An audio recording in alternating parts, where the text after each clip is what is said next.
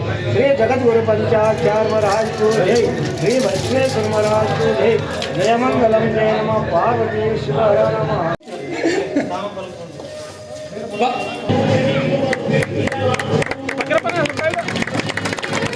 Sir ನೀವು mobile ಆಟ mobile ತೆಗೀರಿ.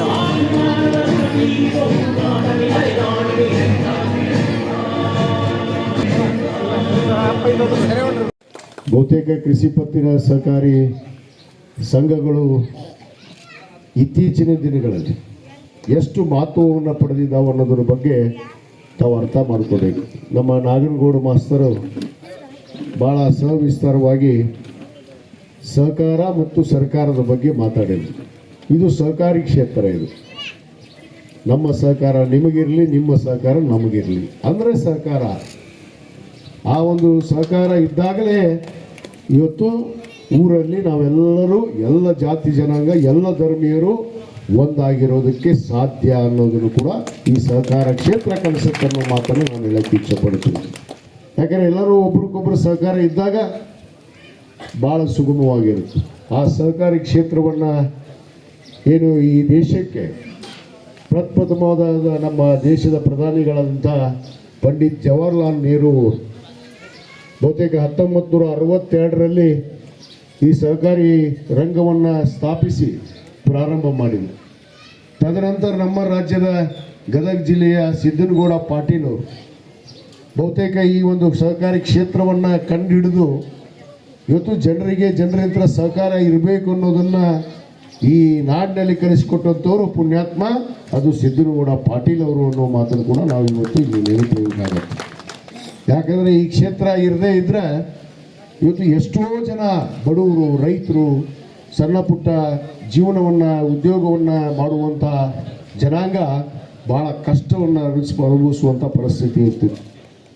ಬಹುತೇಕ ಈ ಸಹಕಾರಿ ಕ್ಷೇತ್ರ ಪ್ರಾರಂಭ ಆದಾಗಿಂತ ಇವತ್ತು ನಮ್ಮ ರೈತರು ಅನೇಕ ಜನ ರೈತರಿಗೆ ನೇರವಾಗಿ ಅವರು ಈ ಬ್ಯಾಂಕಿನಿಂದ ತಮ್ಮ ಜಮೀನನ್ನು ಅಭಿವೃದ್ಧಿ ಮಾಡೋದಕ್ಕಾಗಲಿ, ತಮ್ಮ ಏನು ಕೃಷಿಯನ್ನು ಅವಲಂಬಿತ ಆದಂಥ ಜನರಿಗೆ ಅನೇಕ ರೀತಿಯ ಆರ್ಥಿಕ ಸಹಾಯವನ್ನು ಮಾಡೋದಕ್ಕಾಗಿ ಈ ಸಹಕಾರಿ ಕ್ಷೇತ್ರವನ್ನು ಇವತ್ತು ನಮ್ಮ ಸಿದ್ದನಗೌಡ ಪಾಟೀಲ್ ಅವರು ಬಹುತೇಕ ಈ ಭಾಗದಲ್ಲಿ ವಿಶೇಷವಾಗಿ ತಂದು ಇವತ್ತು ಬಹಳಷ್ಟು ಗ್ರಾಮಗಳಲ್ಲಿ ಇವತ್ತು ರಕ್ಕಸಿಗಿ ಗ್ರಾಮ, ಇವತ್ತು ನಾನು ಇದೀಗ ತಾನೇ ಹಿರೇಬಾದವಾಡಿ ಕೂಡ ಒಂದು ಹೊಸದಾಗಿ ಅಲ್ಲಿ ಕೃಷಿ ಪತ್ತಿನ ಸಹಕಾರಿ ಸಂಘವನ್ನು ಉದ್ಘಾಟನೆ ಮಾಡಿ ಬಂದೆ. ಇವತ್ತು ರಕ್ಕಸಿಗಿ ಗ್ರಾಮದ ಬೇಡಿಕೆ ಕೂಡ ಬಹಳ ಇತ್ತು. ಬಹುತೇಕ ನೀವು ಅಮೀನ್ಗಡಕ್ಕೆ ಹೋಗ್ತಿದ್ರಿ, 48 ವರ್ಷದಿಂದ ನೀವು ಅಮೀನ್ಗಡದ ಕೃಷಿ ಪತ್ತಿನ ಸಹಕಾರಿ ಸಂಘದಲ್ಲೇ ವಿಲೀನ ಆಗಿ ನೀವು ಅಲ್ಲೇ ಅನುಕೂಲವನ್ನು ಪಡಿತಿದ್ರಿ. ಆದರೆ ನಿಮ್ಮ ಊರಲ್ಲಿ ಇರೋದು ಹೇಗೆ, ಇನ್ನೊಂದು ಊರಾಗಿರೋದು ಹೇಗೆ ಅನ್ನೋದನ್ನು ಇನ್ನು ಮೇಲೆ ನಿಮಗೆ ಅನುಭವ ಆಗತ್ತನ್ನೋ ಮಾತನ್ನು ನಾನು ಇವತ್ತು ಹೇಳಕ್ಕೆ ಇಚ್ಛೆ ಪಡ್ತೇನೆ. ಯಾಕಂದರೆ ನಿಮ್ಮ ಮನೆ ಮುಂದೆ ಇದ್ದಾಗ ಅಂಗಡಿ ಸರಳವಾಗಿ ಎಲ್ಲ ಸಿಗುತ್ತೆ, ಇನ್ನೊಂದು ಊರಿಗೆ ಹೋಗಿ ಬರೋದಂದ್ರೆ ಸ್ವಲ್ಪ ಕಷ್ಟ ಆಗುತ್ತೆ.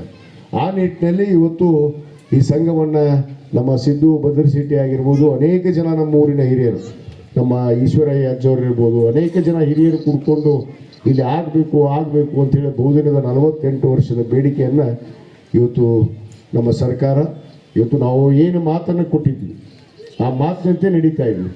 ಯಾಕಂದರೆ ಮಾತನ್ನು ಕೊಟ್ಟ ಮೇಲೆ ಅದರಂತೆ ನಡೀಬೇಕಾಗತ್ತೆ, ಅವಾಗ ಮನುಷ್ಯತ್ವ ಅನ್ನೋಕ್ಕಾಗತ್ತೆ, ಮನುಷ್ಯನ ಅನ್ನೋಕ್ಕಾಗತ್ತೆ. ಆ ನಿಟ್ಟಿನಲ್ಲಿ ಇವತ್ತು ನಮ್ಮ ಸರ್ಕಾರ ಇರ್ಬೋದು, ಸಹಕಾರಿ ಕ್ಷೇತ್ರ ಇರ್ಬೋದು, ಆ ಮಾತಿನಂತೆ ಕೊಟ್ಟಂತೆ ನಡೆಯುವಂಥ ಇವತ್ತು ಜಯಮಾನ ನಮ್ಮದು ಅನ್ನೋದನ್ನು ಕೂಡ ನಾನು ಇವತ್ತು ಭಾಳ ಗಟ್ಟಿಯಾಗಿ ಈ ಸಂದರ್ಭದಲ್ಲಿ ಹೇಳೋಕ್ಕೆ ಇಚ್ಛೆಪಡ್ತೇನೆ. ಬಹುತೇಕ ಇದರ ಸದುಪಯೋಗವನ್ನು ತಾವೆಲ್ಲ ಪಡಿತೀರಿ. ಯಾಕಂದರೆ ನಾನು ಅನೇಕ ಕಡೆ ಸೊಸೈಟಿ ಮಾಡುವಂಥ ಸಂದರ್ಭದಲ್ಲಿ ಇವತ್ತು ತಾಲೂಕಲ್ಲಿ ಸುಮಾರು 10 ಹೊಸ ಸೊಸೈಟಿಗಳನ್ನು ನಾವು ಮಾಡಿದ್ದೀವಿ. ಹುನಗುಂದ ತಾಲೂಕಿನಲ್ಲಿ ಸುಮಾರು 5 ಸೊಸೈಟಿ, ಇವತ್ತೇ 3 ಉದ್ಘಾಟನೆ ಇದಾವೆ, ನಾಳೆ 3 ಉದ್ಘಾಟನೆ ಇದಾವೆ. ಇವತ್ತು ಹಿರೇಬೆಳಗಾವಿ ಒಂದು ಉದ್ಘಾಟನೆಗೆ ಹೋಗ್ಬೇಕೀಗ. ಹಿಂದೆ ಏನು ಇವತ್ತು ನಮ್ಮ ಅನೇಕ ಕಡೆ ಈ ಸಹಕಾರಿ ಸಂಘಗಳೇ ಇಲ್ಲ ಅಂಥೇಳಿ ಬೇಡಿಕೆ ಬಂದಾಗ ಇವತ್ತು ನಾನು 2ನೇ ಬಾರಿ ಜಿಲ್ಲಾ ಕೇಂದ್ರ ಸಹಕಾರಿ ಬ್ಯಾಂಕಿನ ನಿರ್ದೇಶಕನಾಗಿ ಇವತ್ತು ಅನೇಕ ಕಡೆ ಈ ಅನುಕೂಲಗಳನ್ನು ಮಾಡಿದ್ರೆ ಇವತ್ತು ಆರ್ಥಿಕವಾಗಿ ರೈತರ ಒಂದು ಬೆನ್ನೆಲುಬಾಗಿ ಕೆಲಸ ಮಾಡುವಂಥ ಈ ಸಂಘಗಳು ಆಗ್ತವೆ.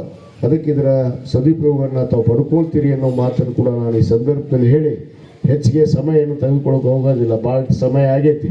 ಈಗಾಗಲೇ ನಮ್ಮ ನಾಗನಗೌಡ ಮಾಸ್ಟರು 4 ಪೇಜ ಓದಿಬಿಟ್ರ.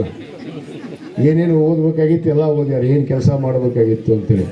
ಕೂಡ್ಲಯ್ಯ ಕರೆಕ್ಟಾಗಿ ಮಾತಾಡ್ಯಾರ, ಅದು ತಪ್ಪು ಮಾತಾಡಿದ್ ಬಿಡು ನೀವು, ಯಾಕೆ ಸಿಟಿ ಬಂತೀಯಲ್ಲ. ಆಯ್ತು ಇರಲಿ. ನಾಗನಗೌಡರು ಅವರು ರಿಟೈರ್ಡ್ ಮಾಸ್ತರ್, ಈಗ ಅವರು head master, retired head master ಅವರು.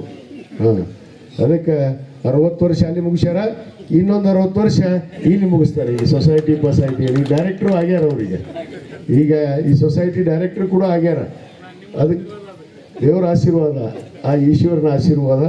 ತಾವು ಇಲ್ಲಿ ಕೂಡ ತಮ್ಮ ಅನುಭವವನ್ನು ಹಂಚ್ಕೊಳ್ರಿ ಅನ್ನೋ ಮಾತನ್ನು ಈ ಸಂದರ್ಭದಲ್ಲಿ ಹೇಳ್ತಾ, ಇವತ್ತೇನು ನಮ್ಮ ಗ್ರಾಮಸ್ಥರು ಬಹುತೇಕ ಎಲ್ಲ ಸಮಾಜದ, ಅದು ಮುಸ್ಲಿಂ ಸಮಾಜ ಇರ್ಬೋದು, ನಮ್ಮ ಬೋವಿ ಸಮಾಜ ಇರ್ಬೋದು, ನಮ್ಮ ಇನ್ನುಳಿದ ವೀರಶೈವ ಲಿಂಗಾಯತ ಸಮಾಜ ಇರ್ಬೋದು, ಏನು ಅನೇಕ ಬೇಡಿಕೆಗಳನ್ನು ನನ್ನ ಗಮನಕ್ಕೆ ತಂದಿದ್ರಿ. ಇಲ್ಲಿ ಬಹುತೇಕ ಈಗಾಗಲೇ ನಾವು ಇದರಲ್ಲಿ ಕೆಲವಷ್ಟು ಈಗಾಗಲೇ ನಿಮಗೆ ಗೊತ್ತಿದ್ದು 9 ಜನ 2018ರಲ್ಲಿ ಇವತ್ತೇನು ಇಲ್ಲಿ ಅಪಘಾತಕ್ಕೆ ಈಡಾಗಿ ಭಾಳ ತಮ್ಮ ಜಾನುವಾರನ್ನು ಕಳ್ಕೊಂಡು, ಜೀವವನ್ನು ಕಳ್ಕೊಂಡು, ಬಹುತೇಕ ಅವತ್ತೇ ನಾವು ಪರಿಹಾರ ಕೊಡಿಸ್ಬೇಕಾಗಿತ್ತು. ಬಹುತೇಕ ನಾನು 2018ರಲ್ಲಿ ನಾನು ಘೋಷಣೆ ಮಾಡೋದೆ, ಆ ಪ್ರತಿಯೊಂದು ತಲೆಗೆ ನಮ್ಮ ಸರ್ಕಾರದಿಂದ 1 ಲಕ್ಷ ರೂಪಾಯಿ ಕೊಡ್ತೀವಿ ಅಂತೇಳಿ ನಾನು ಘೋಷಣೆ ಮಾಡಿ ಹೋಗಿದ್ದೆ. ಆದರೆ ಮುಂದೆ ಬಂದಂಥ ಸರ್ಕಾರ, ಮುಂದೆ ಬಂದಂಥವರು ಅದನ್ನು ಮಾಡುವಂಥ ಕೆಲಸ ಮಾಡಲಿಲ್ಲ. ಬಹುತೇಕ ನಮ್ಮ ಸಿದ್ದು ಭದ್ರ ಶೆಟ್ಟಿಗೆ ಈ ಒಂದು ಕ್ರೆಡಿಟ್ ಸಲ್ಲಬೇಕು ಅನ್ನೋ ಮಾತನ್ನು ಹೇಳೋಕ್ಕೆ ಇಚ್ಛೆ ಪಡ್ತೀನಿ. ಯಾಕಂದರೆ ನಾನು ಶಾಸಕನಾದ ಮೇಲೆ 2023ರಲ್ಲಿ ನಿರಂತರವಾಗಿ ನನಗೆ ಹಿಂದೆ ಬೆನ್ನತ್ತಿದ್ದ, ಏನಾದರೂ ಮಾಡಿ ಪಾಪ ಅವ್ರಿಗೆ ಪರಿಹಾರ ಕೊಡಿಸ್ಬೇಕು, ಭಾಳ ಬಡವರು ಅದಾರ, ಪಾಪ ಅವ್ರು ಎತ್ತು ಕಳ್ಕೊಂಡ್ರು, ತಮ್ಮ ಮನೆಯವ್ರನ್ನ ಕಳ್ಕೊಂಡ್ರು, ಅವ್ರಿಗೇನೂ ನೆರವಾಗಲಿಲ್ಲ ಸರ್ಕಾರದಿಂದ ಅಂತ ಹೇಳಿದಾಗ ನಾನು ಸನ್ಮಾನ್ಯ ನಮ್ಮ ಮುಖ್ಯಮಂತ್ರಿಗಳಂತ ಸನ್ಮಾನ್ಯ ಸಿದ್ದರಾಮಯ್ಯವ್ರಿಗೆ ಹೋಗಿ ನಾನು ಹೇಳಿದೆ, ಹಿಂದೆ ಈ ಥರ ಆಗಿತ್ತು ಸರ್, 9 ಜನ ಅಲ್ಲಿ ದುರ್ಮರಣವನ್ನು ಹೊಂದಿದ್ರು, ಅವರಿಗೆ ಪರಿಹಾರ ಕೊಡೋಕ್ಕಾಗಲಿಲ್ಲ ಪಾಪ, ಅದಕ್ಕೆ ಅದು ಕೊಡಬೇಕಂದಾಗ ಮಾನ್ಯ ಮುಖ್ಯಮಂತ್ರಿಗಳು ಒಂದೇ ಮಾತಿಗೆ 9 ಜನಕ್ಕೆ 1 ಲಕ್ಷ ರೂಪಾಯಿ ಅನುದಾನವನ್ನು ಇವತ್ತು ಬಿಡುಗಡೆ ಮಾಡಿದ್ದಾರೆ ಅನ್ನೋ ಮಾತನ್ನು ನಾನು ಹೇಳಕ್ಕೆ ಇಚ್ಛೆಪಡ್ತೇನೆ. ಬ್ಯಾಂಕ್ ಹೇಳ್ತೀನಿ ಠೇವಣಿ ಮಾಡೋಕ್ಕೆ ಹೇಳ್ತೀನಿ, ಮತ್ತು ನಿಮ್ಮ ಬ್ಯಾಂಕ್ ನಡಿಬೇಕಂದ್ರೆ ಠೇವಣಿ ಬೇಕು. ಅದಕ್ಕೆ ನಾನು ಒಂದು ವಿನಂತಿ ಸಾರ್ವಜನಿಕರಲ್ಲಿ, ಇವತ್ತು ನಿಮ್ಮೂರಿಗೆ ಒಂದು ಕೃಷಿ ಪತ್ತಿನ ಸಹಕಾರಿ ಸಂಘ ಆಗಿದೆ. ನಿಮ್ಮ ವ್ಯವಹಾರ ವಹಿವಾಟುಗಳು ಏನೇ ಇರಲಿ, ಅದು ಯಾವುದೇ ಸಂಬಂಧಪಟ್ಟದ ವ್ಯವಹಾರ ಇರಲಿ, ನೀವು ಏನೇ ಒಂದು ಬ್ಯಾಂಕಿನ ವ್ಯವಹಾರಗಳನ್ನು ಮಾಡೋದನ್ನು ನಮ್ಮ ರಕ್ಕಸ್ಗಿ ಕೃಷಿ ಪತ್ತಿನ ಸಹಕಾರಿ ಸಂಘದಿಂದ ಮಾಡಿದ್ರೆ ಭಾಳಷ್ಟು ಅನುಕೂಲ ಆಗುತ್ತೆ. ಅದ್ರ ಜೊತೆಗೆ ಸ್ವಲ್ಪ ಡಿಪಾಸಿಟ್ ಠೇವಣಿ ಇಡಬೇಕು. ಬರ್ಸಪ್ಪಣ್ಣ, ಹಾಂ ಸಿದ್ದಪ್ಪ, ಅಲ್ಲಿ ಮುಚ್ಚಿನಬೇಡ ತೆಗ್ನ್ಯಾಗ, ಇಲ್ಲಿ ತೊಗೊಂಬಂದಿಡು. ಬಂಗಾರ ಇದ್ರು ಬಂಗಾರ ಇಟ್ಕೊತಾರೆ, ಅವರು ಬಂಗಾರ ಇಟ್ಕೊತಾರೆ, ಅಲ್ಲಿ ಮುಚ್ಚಿನಬೇಡ. ಸ್ವಲ್ಪ ಇದ್ರೆ ಬಂಗಾರ ರೊಕ್ಕ ಇದ್ದರೆ ನಮ್ಮ ಬ್ಯಾಂಕ್ನಾಗ ಇಡ್ರಿ, ಇಲ್ಲೇ ವ್ಯವಹಾರ ವಹಿವಾಟು ಮಾಡಿರಿ, ಮತ್ತು ಸಾಲನೂ ಕೊಡ್ತೀವಿ. ಇವತ್ತು ಈಗಾಗಲೇ ನಮ್ಮ ಸರ್ಕಾರ ಗೊತ್ತಿದೆ, ನಮ್ಮ ಮಾನ್ಯ ಮುಖ್ಯಮಂತ್ರಿಗಳು ಶೂನ್ಯ ದರದಲ್ಲಿ 10 ಲಕ್ಷ ರೂಪಾಯಿ ಸಾಲವನ್ನು ಕೊಡುವಂಥ ಕೆಲಸ ಇವತ್ತು ನಮ್ಮ ಸರ್ಕಾರ ಮಾಡ್ತಾ ಇದೆ. ಶೂನ್ಯ ದರದಲ್ಲಿ, ಬಡ್ಡಿನೇ ಇಲ್ಲ, ಬಡ್ಡಿ ರಹಿತ ಸಾಲವನ್ನು ಕೊಡುವಂಥ ಕೆಲಸ ಇವತ್ತು ನಮ್ಮ ಸೊಸೈಟಿಗಳು ಮಾಡ್ತಾ ಇದ್ದಾವೆ.